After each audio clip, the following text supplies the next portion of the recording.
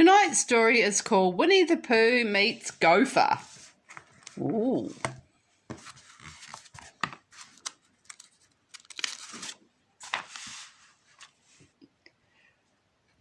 Winnie the Pooh lived in the forest under the name Sanders, which means he had the name Sanders over the door and he lived under it. One day when Pooh was sitting resting, his clock chimed. Now, what does that mean, wondered Pooh. He knew it meant something, but being a bear of little brain, he had to think and think.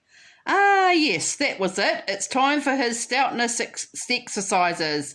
Up, down, went Pooh, humming a little hum.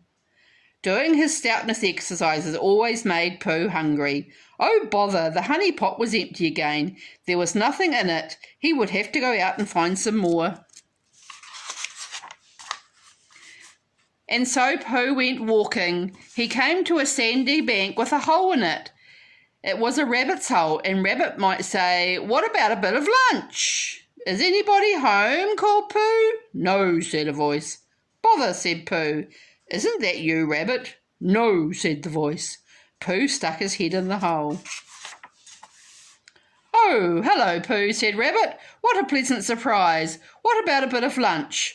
"I do feel like a little something now that I come to think of it," said Pooh, and he settled down to a small helping of honey and condensed milk without the bread. For a long time Pooh ate and ate and ate. Then a rather sticky voice said goodbye to Rabbit and started climbing out of the hole.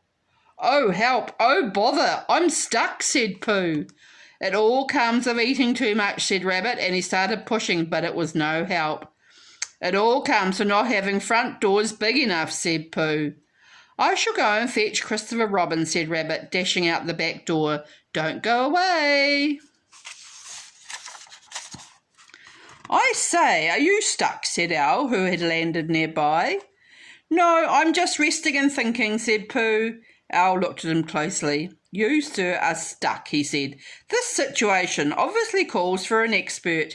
"Here I am," said Samuel Gopher, "an excavation expert at your service." Gopher strutted around Pooh, poking and prodding. Hard digging. Danger of a cave-in. Need planks for bracing. Big job. 2 or 3 days. 2 or 3 days, said Pooh. What about lunches?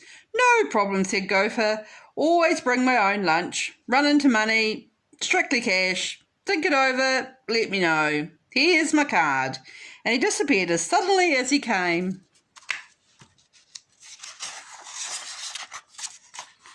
Cheer up, Pooh Bear, we're coming, called a voice. Christopher Robin and Kanga and Roo and Piglet and Ehore and Rabbit appeared over the hill, and they started pulling and pulling. There's only one thing to do, said Christopher Robin at last. We'll have to wait until you get thin. Might take weeks, or even months, said Ehore sadly. And no meals, said Christopher Robin. And so there was Winnie the Pooh, half in and half out of Rabbit's hole. Night fell and rain fell, and then Pooh got wet. Rabbit and the others had to wring him out. They sang him sustaining songs and tried to cheer him up, and Pooh tried not to think of eating. When they all went home and Pooh was left alone, I still think I could blast you out of there, said Gopher, suddenly appearing. You are that stuck up bear, aren't you? He added.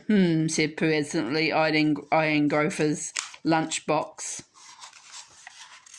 What's in the box? Said Pooh, suspecting something.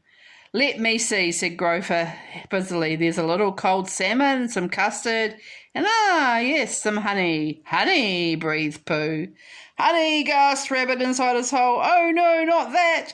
And finding his front door was still full, he dashed out by the back door and ran round just in time to see Gopher politely handing Pooh a fat jar of honey. Stop it at once, said Rabbit, snatching away the jar. Not one drop. But Rabbit, I wasn't going to eat it, said Pooh in an offended tone. Only taste it. I will taste it, Rabbit said grandly. You are in a predicament. No tasting, no eating until you are thin. Thoughtfully, he tasted the honey, then gave the jar back to Gopher. Very good, in fact. Not bad at all, but not for Pooh Bear. Rabbit was quite busy for a long time down in his hole, and when he came up he had a sign which he made. The sign said, "Don't feed the bear." Gopher didn't come back after that. Pooh got thinner and thinner until at last when they pulled, Rabbit pushed, pop, out came Pooh, and off he went, flying through the air.